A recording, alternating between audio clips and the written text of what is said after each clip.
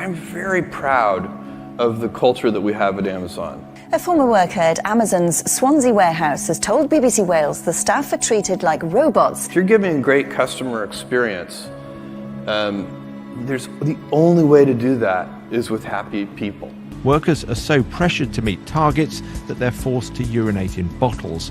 Les quotas qu'exige ce manager, c'est de faire 260 colis par heure. Pour cela, nous parcourons 30 km par jour dans cet entrepôt grand comme 10 terrains de football. You can't do it with a set of miserable people, watching the clock all day. With a computer tracking her pace per package down to the second. 11 seconds was the goal. Is that hard to meet? Yeah.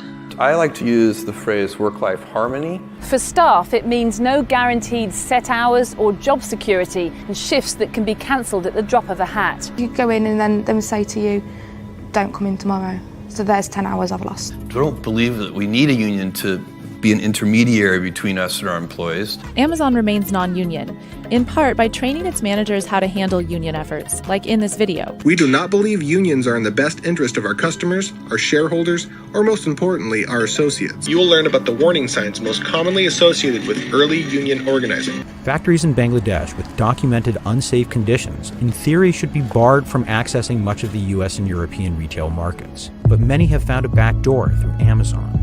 The toddler top, the journal traced from Amazon, was made at a Chittagong factory called Riverside Apparels that has been banned by the Accord for unsafe conditions. Let me assure you, this is the best planet, and we need to protect it. Amazon employees say the company has threatened to fire some of them for publicly pushing the company to do more about climate change. Billionaires have seen their net worths soar despite the coronavirus pandemic. Amazon has reportedly confirmed it's going to stop paying its warehouse workers that extra $2 an hour in coronavirus hazard pay. 88 workers tested positive at an Amazon warehouse. I'm incredibly proud of the safety record of our site. This is the inside of an Amazon distribution center in northern France. As you can see, at this warehouse, there are no protective measures, and staff are crowded into this one room. In the business world, Amazon is one of the big winners of the coronavirus crisis. Paid no federal income tax on more than $11 billion in profits. Executive stock options are allowing them to pay zero federal income tax. $1.25 billion taxpayer dollars have been given to the tech giant in the form of government incentives.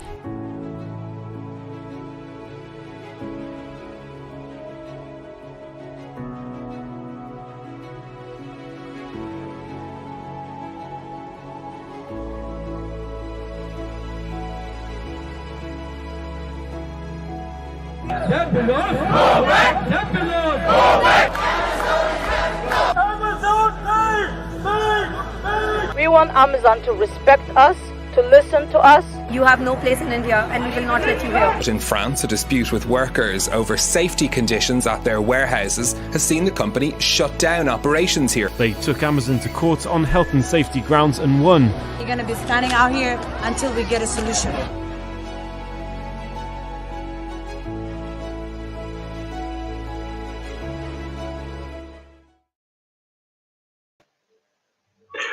Welcome to the Internationalist. This is the first episode of a new weekly program just launched by the Progressive International. My name is Casper Gelderblom. I am a member of the PI Secretariat and also the PI coordinator of the Make Amazon Pay campaign that launched last week. That will be the focus of our episode today, the Make Amazon Pay campaign, which of course targets one of the most powerful corporations in the world, run by one of the most wealthy men in the world. I'm joined today, I'm very pleased to say, by two excellent guests, namely Professor Saskia Sassen and General Secretary of Uni Global Union, one of the largest union federations in the world, Christy Hoffman. But before I introduce them, I would just like to take a few minutes to introduce the campaign that we have organized.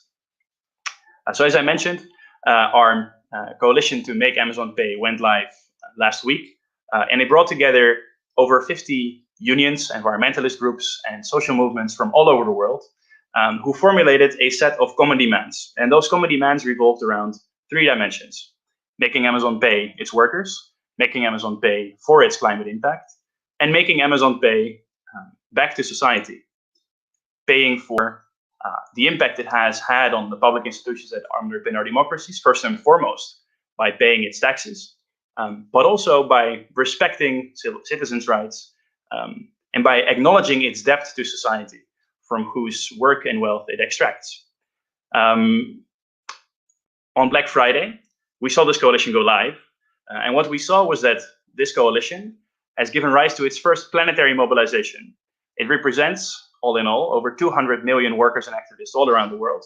And we saw on Black Friday the very spectacular side of global solidarity, reflected by actions in 15 countries, including protests, boycotts, strikes. And what we're discussing today is what Amazon, as a phenomenon, tells us about the world we live in, and what the Make Amazon Pay campaign and the broader Amazon struggle tells us about how we might transform that world.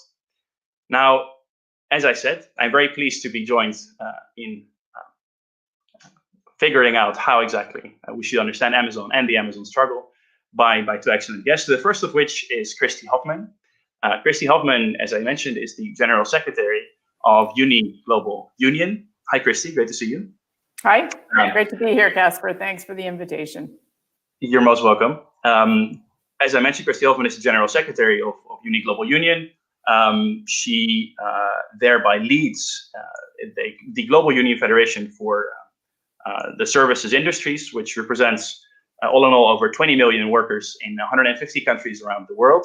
Her work at Uni has followed more than 25 years of experience as a US-based unionist, which began, I read that this afternoon, and I'm most impressed, I have to say, Christy, with your role as a chief steward on the floor of a large jet engine factory, and was then followed by years as a legal counsel to leading US unions. Now that you're at Uni, Christy, you have focused on growing unions that are part of Uni's federation in various sectors, and achieving global agreements to secure fundamental rights, and importantly, and relevantly to today's conversation, holding corporations accountable. So I think you're ideally positioned, especially given the leading role that Uni, you and your team have played in this campaign, as we saw it first assert itself last week, to give some introductory remarks about Amazon, the worker struggle in particular, and what this campaign has meant on our way to an Amazon and a world transformed. So I'll give the floor to you. Thank you very much. Well, thanks, Casper. And it's been quite an exciting few days that we've had with Black Friday last Friday, followed by indeed a continuation of the strike yesterday by Verdi, one of our large affiliates. And I think thanks for Progressive International for organizing this sort of post-event, the debrief, as maybe is one way to look at it. An honor to be here today also with Saskia Sassen. You know, Amazon offers a unique opportunity for progressive forces to come together around a pro-worker, pro-climate, tax justice, anti-monopoly, digital rights agenda, because it really does illustrate everything's wrong that's wrong with our current economic model. And we know we can't let the digital giant control our commerce, infrastructure of information and data. We need Amazon and to pay its fair share of the cost of recovery and taxes. And we can't let it refuse to negotiate with unions and impose inhumane production quotas on workers. We can't do this alone. And so it was really great for all of us to come together around Black Friday this year. Because, you know, we know if we want to address economic inequality, which for Uni is a central issue, we have to rein in the new robber barons to defend the common good and affirm the dignity of all labor.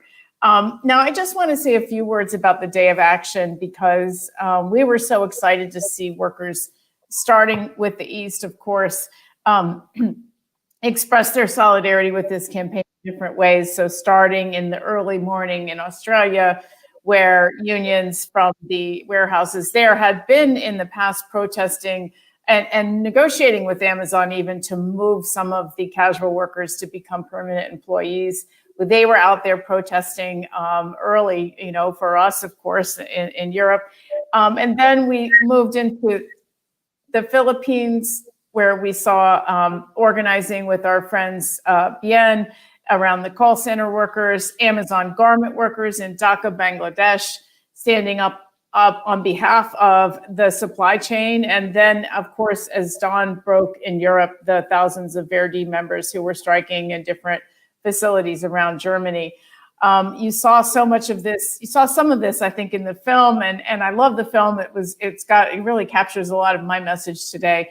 But messages projected onto Amazon buildings around the world, in Sao Paulo, in Hyderabad, in London, Berlin, and of course in Jeff Bezos's mansion in DC. So we finished off the day with seeing some folks protesting in Seattle on the West Coast. So a lot of fun, and I must say, great press, a lot of attention to the dark side of Amazon on this really critical day.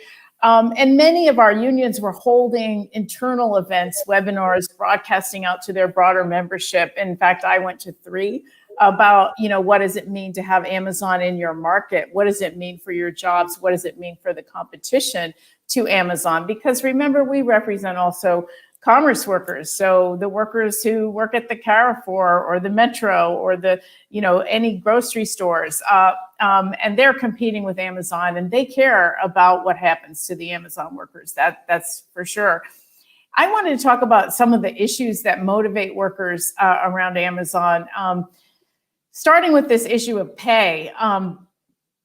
Because everyone knows that during the pandemic, e-commerce has enjoyed what we think will be a permanent bump, maybe not as high as it is today, but it's certainly a big increase of the share of retail is going to e-commerce. Revenues, share prices, total employment has really increased exponentially.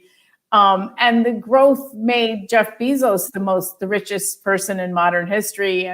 And today, even, it was announced that Amazon is likely to receive 42% of every dollar spent over the holiday period. I think that's only for the US, but 42% is an amazing number.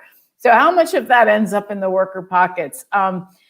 Well, in March, everybody got a $2 bonus, but then Amazon had the audacity to cut hazard pay for workers, even as the virus was continuing to spread, because with unemployment creeping up, it really didn't have a problem attracting the workers. It shouldn't be a surprise that Thursday, right before Black Friday protests around the world, Amazon announced that it was going to spend $500 million on bonus pay for its workers. And, that sounds, well, that's a lot, 500 million. Actually, it's nothing. It's $300 per worker, or 300 pounds per worker is what they're getting. And the reality is, as we saw in the film, and I think this just is worth repeating, Jeff Bezos could pay all of his employees, each and every one, $105,000 and still have the same wealth that he had pre-pandemic. That's a stunning figure when 875,000 workers, that calculation is based on. Now, he actually has more workers now, so maybe he could only pay each of them 100,000. But my goodness, that's quite a phenomenal figure. So money is an issue. The bonus is insulting. The amount that people have to work right now, it's off the charts. And certainly that's a motivating factor. We heard that yesterday from the Verdi workers. It's an outrage that that's what they're being offered to work during this pandemic under the conditions that are on offer. And we've also learned, we know Amazon's a union buster. They've got their tried and true techniques of how to spot early organizing, how to repress organizing, fire the leaders, and so on. But over the past months, there's been some leaks about Amazon's security operations that have been stunning, because they show Amazon is engaging in global surveillance campaign against their workers, their unions, and other civil society groups like Fridays for Future, like Greenpeace. They advertise for intelligence analysts to track these groups, which they group together along with other threats, including terrorists. And they've hired Pinkertons to infiltrate a warehouse. Now, today's breaking story is that other leaked documents show that a security consultant with a very murky past was hired to surveil uni affiliates in Spain in a strike in 2019, affiliates to Comisiones Obreras and UGT. in Spain. So that's another thing that needs further investigation, but very dark. We don't think this kind of surveillance has any place in democracy. We don't think it satisfies the ILO conventions for freedom of association, but nevertheless, it doesn't have any place in democracy. We're going to continue to demand reaction to this, to fight back against this kind of surveillance with our allies and with parliaments around the world. And then another big motivation for workers right now, which is driving a lot of the protests, and I think will continue to be an issue in the future, is this question of health and safety. You saw on the video the pressure of regular work at Amazon and even the conditions in the French warehouse during the pandemic. I think it's fair to say Amazon pushes workers to the brink of collapse and then pushes some more. Even pre-pandemic, the health and safety conditions in Amazon warehouses were notorious. In the UK, the GMB found that during a 3-year period at one Amazon site, ambulances were called 115 times. And a nearby warehouse, same size, had only 8 call-outs. Another big report from a group called Reveal, on which, again, pre-pandemic, really analyzed injuries in the US warehouses. And it shows that rather than ease the physical burden on workers, that the addition of robots actually makes it more dangerous for workers because of the repetitive motion that's required. And it actually makes it many times over more dangerous for workers. It's a stunning report which shows that actually this technology is not making life better and you just sit there in the box and push buttons. Far from it. And those were the good times. Even then, a relentless drive for productivity. But then during the pandemic, more retail traffic went to Amazon, just at the same time as they needed to keep people apart. But Amazon was so eager to profit from this new market share, they ignored the calls from workers to slow things down in order to enable social distancing. So you saw the kind of pushback in Europe from Italians. They went on strike for 11 days to force respect for the protocols. In France, as you saw in the video, the unions brought Amazon to court in order to slow the pace of work. They eventually succeeded, but in order to resist the court order, Amazon first closed down the warehouse for a month. And only on appeal did they agree to sit down and talk to the unions. In the US, we've seen workers step up to say, things are going wrong in the warehouse, and Amazon responded by firing the whistleblowers and organizers. So now we are in peak shopping season, on top of a spike even above normal e-commerce, and added to that the risk of contagion in the warehouses. So we foresee a very toxic environment for Amazon workers. We know that this is what's on the top of workers' minds right now, is how can I go to work and also stay healthy for my family? Pandemic rules about how to stay safe are not consistent with peak season pace and production. And so I think that the Amazon's response is that they monitor workers now with cameras to make sure they don't get too close to one another. But quite honestly, the workers we've talked to find this to be really offensive and horrible.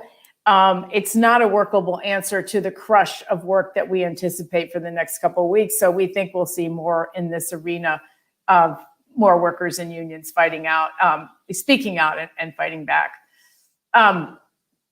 So that's a very top issue, but there are also the issues of just refusing to deal with unions, which they're not dealing with unions in the United States. In Germany, workers have been striking for years in order to reach a collective agreement with Amazon to recognition of their union as a bargaining partner, but the company still hasn't negotiated that. And they're still out there again yesterday striking again at 6 warehouses. Now,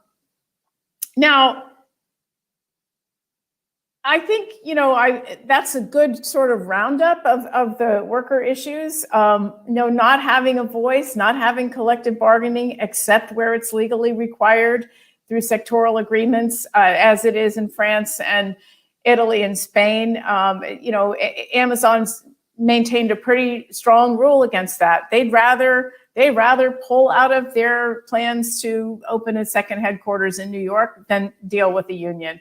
And that's the employer that we're dealing with, just this 100%, well, we might give you more money, but we're never going to talk to anyone else. We're never going to let you have a voice. And that's totally, that's also another thing that's bad for democracy and, certainly not consistent with the vision that we would have for the future. But it's also a threat to democracy in other ways, not paying taxes, inherently unlevel playing field for retailers and sellers, in part driven by access to data from every business that sells on its platform. This is a huge question of monopoly and excessive corporate power that's starting to get addressed in Europe by the European Commission, and a lot of noise coming out of the US. We welcome that. We need to be players in that. We need people to understand this is not just a question of sellers and platform fighting it out. It really involves the community good and the common good. Climate change, of course, Amazon's carbon footprint, larger than many countries. We need to work with Amazon Employees for Climate Justice and other environmental groups. We're all in this together. Because, we are coming to an end to the pandemic, but we have to take steps now to make sure that our post-COVID-19 economy is just and sustainable. That part of that is holding Amazon accountable. It's getting fair share of taxes, holding it accountable so that the world is not just a playground for the rich, powerful and connected at the expense of us, because that's a recipe for more politics of resentment, more unrest on the streets, more strong men in power. We need to rein in Amazon and other robber barons for our age to shape the future of work and our economies. So we're determined to work with other partners. None of us can do this alone, and we welcome the work with Progressive International on this. And thank you, Casper, for helping to bring us all together. Thanks. Thank you, Christy. I think that was absolutely great. It was very complete, and it's always astounding to hear the statistics, isn't it? To hear that if Bezos were to decide, if Amazon were to decide to pay all of its 900,000 employees at this point, I saw a report speculating that might be more than 1 million. Then workers could expect not a bonus of £300, but £100,000. And if you hear similar details about the actual working conditions as you outlined, the replacement of actual jobs by robots not being in any way beneficial, but actually making things more dangerous, it never ceases to frankly frighten. I think everyone who cares about workers' rights, who cares in fact about human rights. So thank you for laying it out so clearly, and I want to in particular thank you for first zooming in on Amazon specifically and the labor process at Amazon, and then gradually helping us to zoom out a little bit and in the direction of the ways in which this struggle is not just about workers, but really how the worker struggle intersects with other kinds of struggles. And as you said, it's also, right, Amazon's expanding power, its expanding empire, not only has an impact on all those people being increasingly sort of brought into its fold, but also the fact that its expanding power has huge repercussions for the environment, for our planet, and I think, as you very clearly outlined, for our democracy, for democracy itself. The concentration of so much economic power in the hands of so few is always definitionally going to jeopardize democracy. So thank you for helping us zoom out. And I think that movement from looking at Amazon specifically and zooming out a little bit is very helpful, because our next guest, Saskia Sassen, is going to help us zoom out even further and contextualize Amazon. So Saskia, I'm very excited to hear your sort of broader analysis. But before I give the word to you, I just want us to take a small video break and to take a look at the footage that was sent in from around the world. Christy already gave a brief overview from Black Friday last week. So.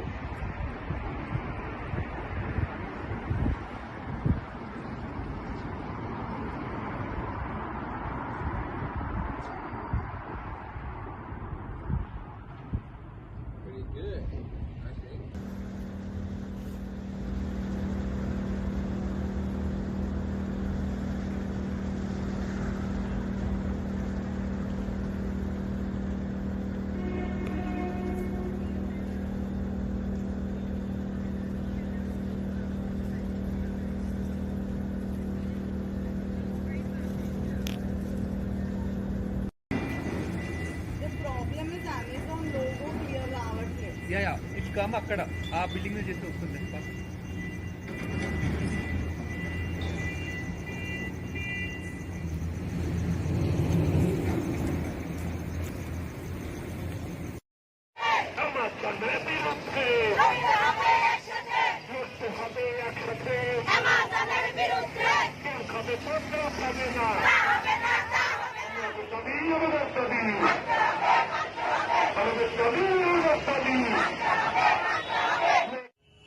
Today, 27th of November, the Black Friday, we demand Amazon ensure your worker to pay. So we demand Amazon has to pay. Amazon pay! Amazon pay! They are profiting more than millions every day during the COVID time, but they are not paying their workers. The Amazon is not committed for their workers to pay here, and they are not addressing the living wage. So today we raise voice. Amazon pay! Christy brought up hustles or rights to do a job, maybe to do work, safety notified, public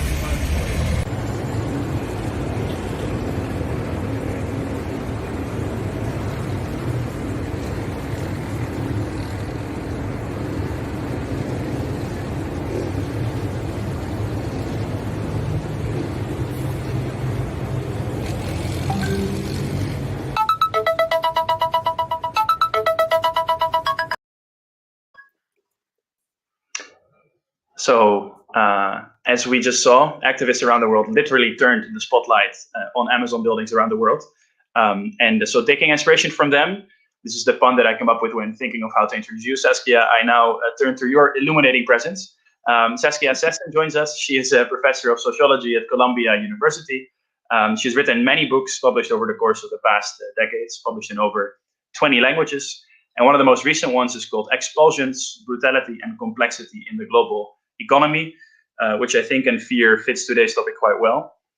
Saskia, thank you for being here. I'm very glad to have you on, just like Christy. And I'd like to invite you to, as I was saying before our video break, to take the floor and help us contextualize Amazon as a phenomenon, its impact, as well as the scope, let's say, for resistance against its expanding power. So, Saskia, thank you. Yeah.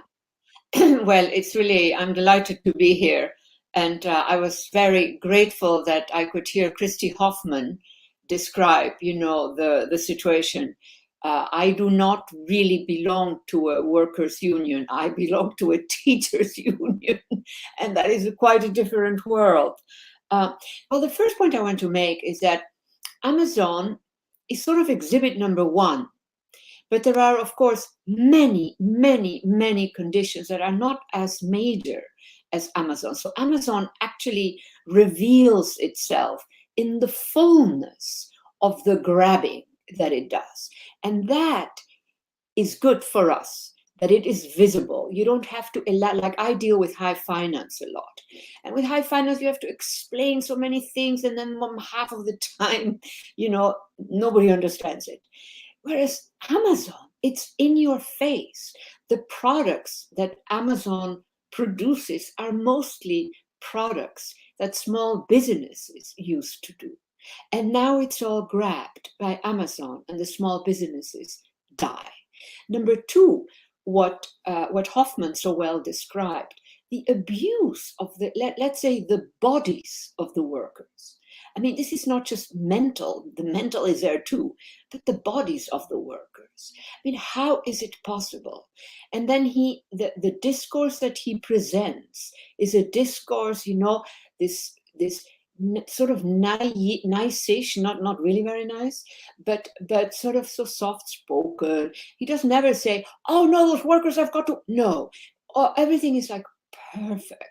I mean, it is truly irritating at that point, besides all the stronger negatives that are in play. Now, historically speaking, we know that workers, often at the risk of their lives or being imprisoned or whatever, that workers have, in the long run, had victories. They have succeeded. I do think that today we have entered, I would argue, we have entered sort of an epoch that really started 20 or 30 years ago, where things have changed. So when I think of Marx, Marx I mean, we just don't have that. We have it a bit. We have it in bits and pieces in all our countries, that older mode in which workers could actually organize and stand up.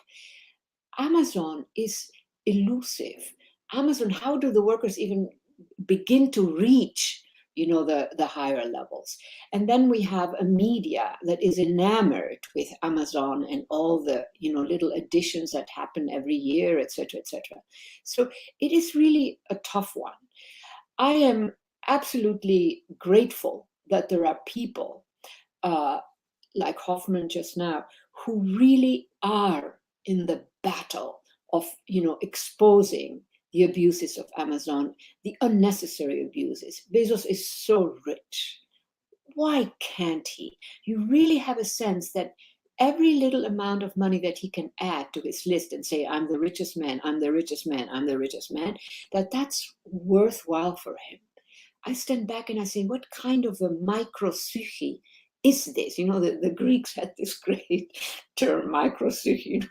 People who, like Bezos in a way, very smart, very effective, but something very small there. So small that you wonder, is he actually insecure that he has to grab whatever he can grab? So to me,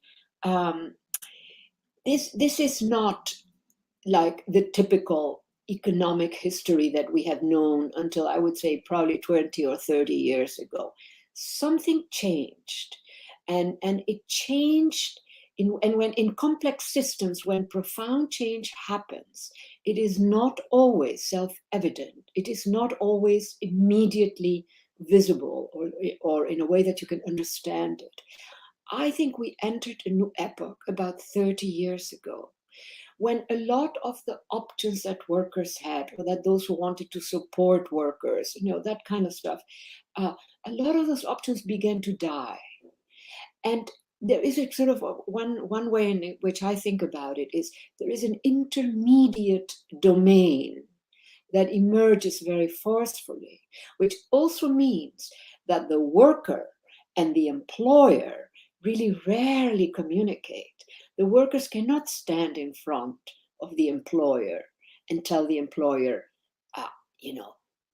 pay us a bit better so we can eat enough, so that my children can eat enough, or whatever it might be. In other words, even a modest proposition, a modest way of confronting Bezos, so to speak, is sort of out of the question. So to me, that means sort of a real eliminating of options for the average worker, the average employee. It really reduces the options that they have. When we look at earlier histories, in the 1800s, in the 1900s, how workers organized, that was actually a very, very interesting way how they managed to organize. And remember that we have some of the best histories of unions succeeding in that earlier period. And then at some point, and for me, the 1980s is a very important moment, but it started already before that. But in the 1980s, a lot of changes happened in our economies, the way our economies are run, etc. By then, major actors were major factors in how our economies worked, how the working classes lost ground. They lost the capacity to organize very often. So the loss of power by the labor unions, that was not an accident. That didn't fall from the sky. That was made. And it was made in multiple different ways. Now, you still have in some parts of the world, including in Europe, you have very serious unions that actually do quite well. I would say that the Americas are pretty disastrous, as are quite a few other parts of the world. But Europe, in some ways, still has some better things going on for workers than you can say for the United States, for instance. The United States, so rich, so big, so much wealth distributed across across the whole country, and it's a huge country, that we should have arrived at a point where we super exploit our workers, and where the Bezos mode, oh, I managed to get yet a little more work out of them for the same amount of money, that should be considered, oh my God, that is really impressive how he does that. No, that is not. That is simply an extractive mode. Now, other point that to me is a kind of pathos almost that attaches to it. And that is that a lot of what Amazon does and sell is stuff, of course, that used to be the livelihood of small shops. I mean, this is, they have some very advanced systems, of course, and they certainly have very sort of high level, some items that they sell, but so much of it is not. It's what the local shops used to sell. Now, we all know the story, how many local shops have closed, etc. But Amazon was a major reason for a lot of those closures. And so the little injustices, one little injustice you could say, all right, fine. But with Amazon, we have many little injustices. Moreover, those little injustices operate in an enormous operational field, which are all the different sites that Amazon has. So this is a monster. This is a huge operation. A huge operation for what? To put us on the moon? Or no. To save a certain life because you have discovered a certain kind of medicine? Or no. It's all about stuff, daily life stuff. The thing to scrub the sink with, the toilet paper. It doesn't matter what. And that somehow our world allowed one big firm to grab more and more of that, which is really, it's like everyday stuff. That is also I find that very, very problematic. That Amazon, one of the main things that Amazon has done, and it is not always mentioned somehow, is that Amazon has taken away the life of millions of little shops. I mean, it's incredible. Was that necessary? Did they really have to do that? Did he really need even more money? Now, if you are living in a very isolated area, etc., to have then, a service that can bring you stuff, well, that's great, of course. But that could also be a local event. I mean, one of my struggles, one of my battles has long been, how do you maximize the knowledges, the capabilities, the possibilities that small towns have, that certain sectors also in big cities might have, where people who have a modest project to set up a little business or whatever can actually be enabled. And for a while that was sort of happening. When Amazon enters the picture, eventually, it just did away with all of that. It's quite, you have to stand back and you say, well, that is some kind of monster. Amazon is a monster. It's a distortion of what, daily life, business and shopping is meant to be. I mean, we still have that daily life bit too, but Amazon is everywhere. And that to me is absolutely not the right way to go. That concentration of wealth, no. Now, I don't know. I think we should really open it up. We all are familiar, really, with Amazon and the problems. So I would say that, yeah, let's just open it up to the audience. Except if you have a question that you absolutely want me to answer. No, Saskia, thank you so much. You're way ahead of me. It would be great, and I'm addressing the audience here, if they have any questions, and I believe some have already done so, if you would like to share them in the comments, and then we can discuss them here in a group setting. And actually, one question that has already been asked speaks quite directly to I think a couple of points that you have made, Saskia.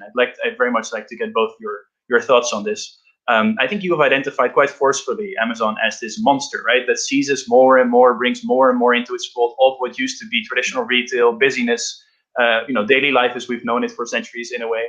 But what do we say then to people, including in our personal sphere, family, friends who actually love Amazon and who appreciate the service it provides, and perhaps even as you said, Saskia, right, in remote areas who depend on it very often. Yeah. And this is true for customers, but it's also true for suppliers. So what do we tell them? How do we bring this analysis of the problems that it poses into these kinds of conversations? Because in the end, of course, if we want to challenge the power of Amazon, we also need to win the hearts and minds of people that love it currently. Right. So perhaps maybe Saskia, you want to speak to that first, and then Christy can come in as well. Okay. So before Amazon emerges, we had a lot of little shops. I mean, I am of a certain age. I can guarantee that we had a lot of little shops that were doing partly what Amazon is doing. And they were in many, many little towns. And, there was always a little bookstore. There was always something. And it just civilized, it humanized, etc. What Amazon manages to do is, sure, it can get you all of that stuff, but at a certain price, it dehumanizes, it desocializes, it renders you basically just a buyer. Whereas, in the old-fashioned little towns, it is all kinds of things. I don't need to elaborate. We know those histories. So I do think that. And so that leads me then to argue, as I said, I think at the start, that Amazon is an extractive sector. And extractive sectors are very problematic. I begin to look at more and more sectors, economic sector, like I do a lot of work on high finance, right? Okay, what part of high finance is actually an extractive sector? We need to recognize when a certain economic sector that functioned more or less reasonably well till moment X, 10 years ago, 20 years ago, suddenly becomes an extractive sector. Extractive sector means once the extraction is done, it's done. They don't care what happens to you. Out, gone. And so to me, there is something that is not right in these modalities. Now, I stand back, I ask the historians, did we in the past have this type of stuff? Amazon being a very good example, but there are many other cases that we could bring in, of course. Did we have this modality? Well, we always have had people who concentrated wealth. That's not new. But this is far more extreme. This is not simply about concentrating wealth. This is about dominating more and more parts of our lives. And that, to me, is... on the one hand, it's a great service. We know people who are in isolated areas, they love Amazon. On the other hand, everything is a curve. And I would say that for a while, great. And then Amazon has gone on the other side of the curve, where it becomes basically an extractive sector, even if it produces, a service that many people need and depend on. Okay, I've told you what I think. Thank you, Christy. What do you think? And can I also ask you? I've mentioned customers here, and I've mentioned suppliers, but I think we could also bring in workers here, right? There might be some workers who actually identify with Amazon to some extent. So, for all three groups, how do you speak to them from this particular perspective? I mean, I think that, look, I like to go to local shops too, and I live in a small town, and I think that's a nice thing to support local business. But I also think we have to look at the structural issues that make Amazon what it is and give it the unfair advantage and give it the possibility of crushing so many small businesses. And one of those factors is they run the platform, which we are going to have platforms for e-commerce, whether we like it or not. But they don't only just run the platform, they sell their own products on the platform in competition with the other sellers. And they own all the data of the other sellers. So when you really think about Amazon, it's not a company that sells products. It's actually a data collection. It's a data company. They aggregate data from all the customers. They aggregate data from all their sellers. And that gives them a really unfair advantage. And they can copy the seller's products, or they can make them pay a higher price, or they can make them play by their rules. And I think that's what we have to look at structurally to change. And that's really what the anti-monopoly theme is, that, okay, you can have a platform, but you got to play by the same rules when you sell your products as everyone else plays by. And that's one starting point. I think another reason, and that's a little bit what Vestager just said in the commission, is like, you can't run the platform and then abuse your sellers because you've misused their data and taken their data and then using it to advantage your own stuff. And those are unfair rules, which can be addressed. But the other issue is people like Amazon. And my daughter said, oh, Mom, I've been a trade unionist my whole life and in and out of campaigns, and there's this one and that one. But she said, Amazon, of all the companies, you have to pick Amazon. I love Amazon.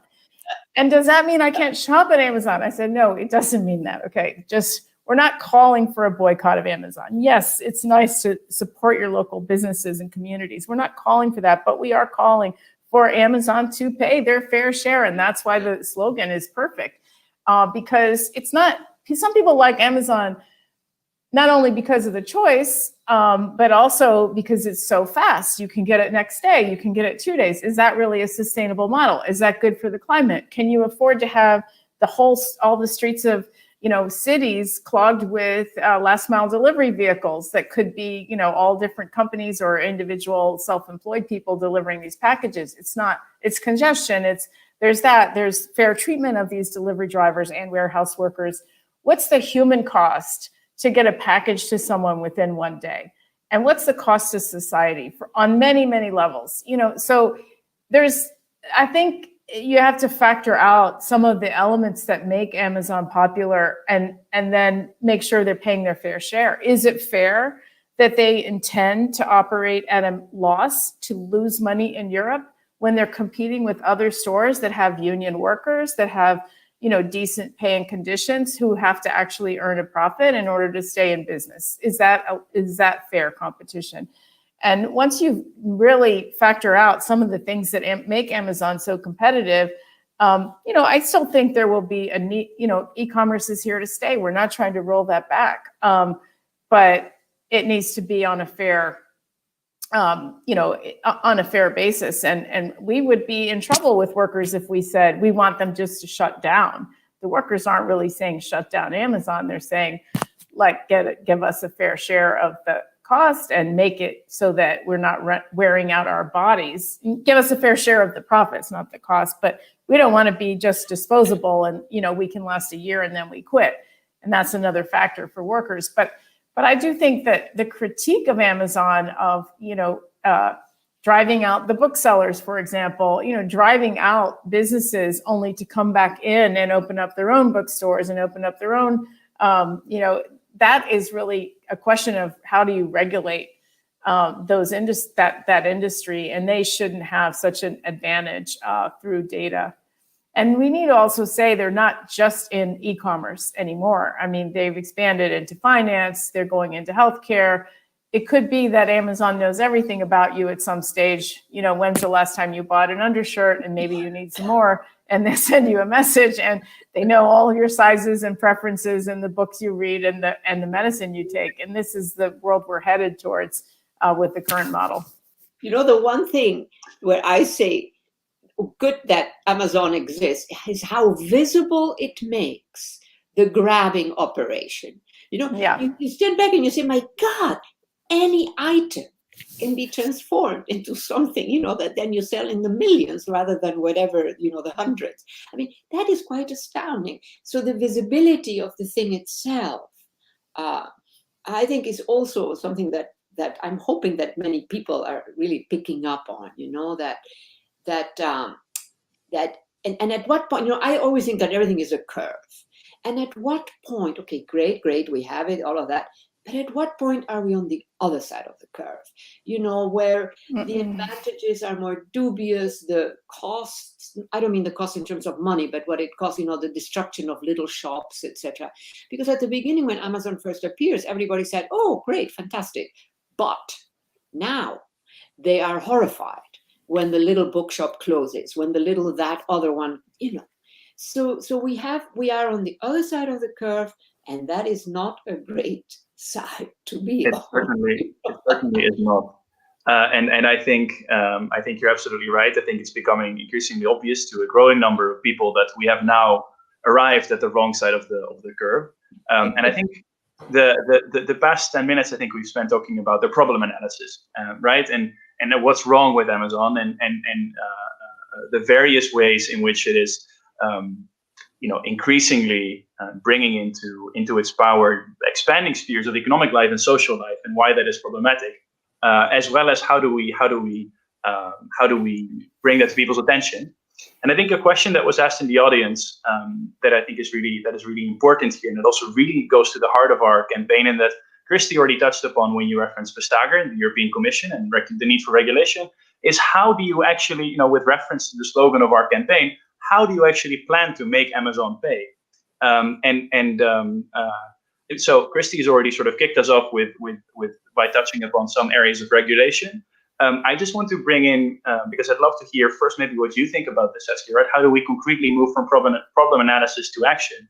I want to highlight one thing that you mentioned that I thought was really interesting in your comments, which is that it would be interesting for us to look at the 19th and early 20th century histories of the labor movement, because there is this uncovered history of international strikes in the first decades of the labor movement.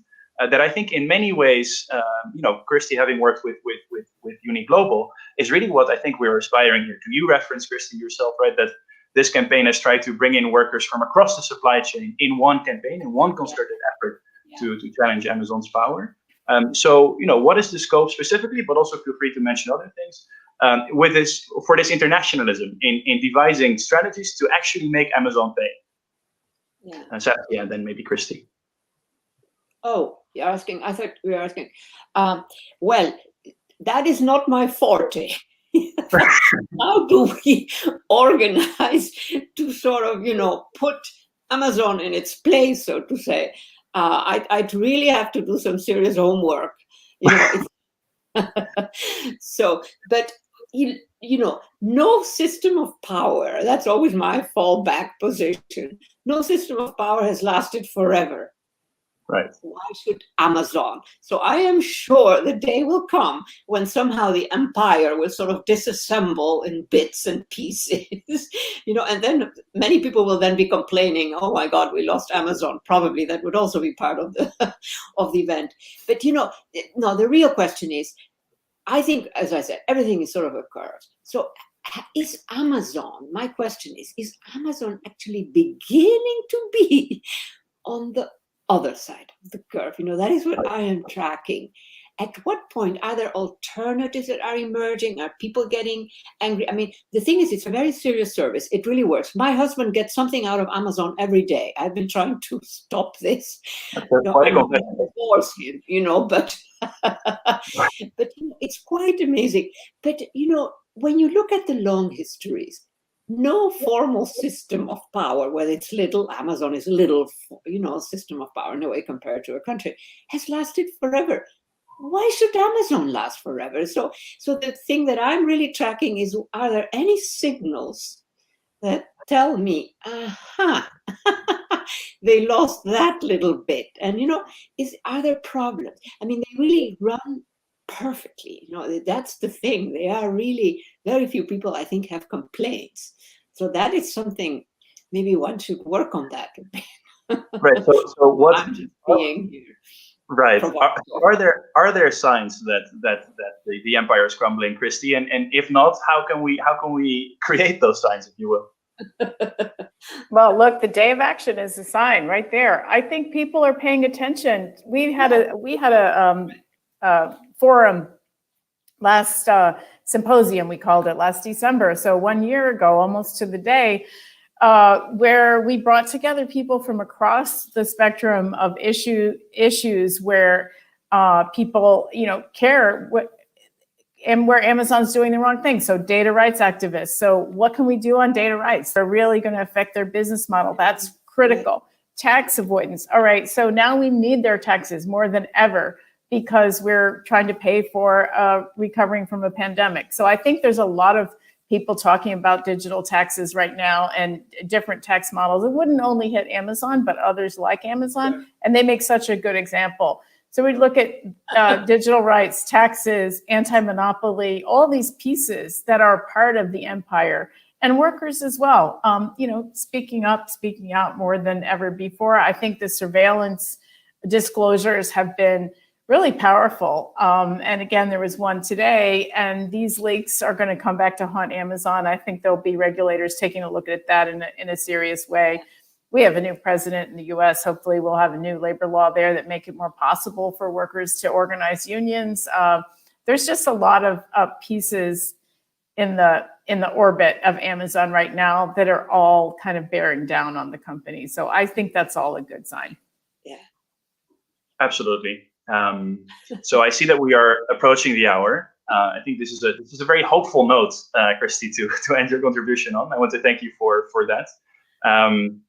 And I also want to highlight one part that I think really stands out from this conversation, which is that there are such signs out there. I think I completely agree with you. Black Friday was a very clear sign that the empire might be crumbling, or as Saskia would say, that we are now heading towards the other side of the curve, and that this formal system of power might actually come down. And I want to thank you very much for engaging in this sort of exercise and reflection on what we've seen last Friday. So I want to thank you very much for your contributions. And I also want to thank everyone who has watched this first episode. It's now drawing to a close. We hope, of course, that you enjoyed this program. You enjoyed the contributions of our guests. And if you do, then if you would consider donating. The Make Amazon Pay campaign is continuing. In fact, we have some very exciting actions right around the corner this week. And at the end of this week, the Internationalist will also continue. We'll have our second episode coming up soon, presented by our very own Varsha of the PI Secretariat, who will be joined by Dilar Dierik, Jamila Ribeiro, and Lynn Segal to discuss feminist internationalism. And having announced that, I want to thank again Christy Hoffman and Saskia Sassen so much for joining me. And we'll close this program by taking a look at the video version of the Common Demands as formulated by the grand coalition that we assembled as part of the Make Amazon Pay campaign. So thank you, Christy and Saskia, and thank you, viewers. Thank you.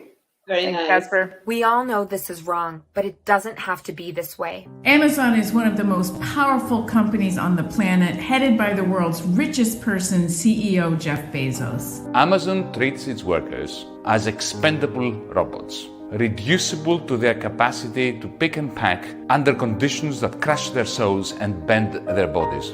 During the pandemic, we have seen Amazon grow into a $1 trillion corporation, and Bezos become the first person in history to amass $200 billion in personal wealth. Podczas gdy pracownicy magazynowi Amazona ryzykują życie, otrzymując niskie wynagrodzenia. La huella de carbono del gigante ha crecido más de 2/3 de los países de todo el mundo. And it pays close to 0% corporation tax.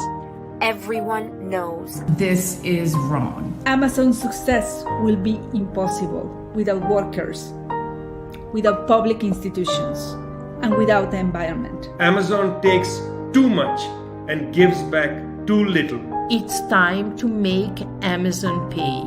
Jesteśmy pracownikami, aktywistami i obywatelami from across the globe joining together to make Amazon pay its workers fairly, pay for its impact on the environment, and pay its taxes. It's time to make Amazon pay.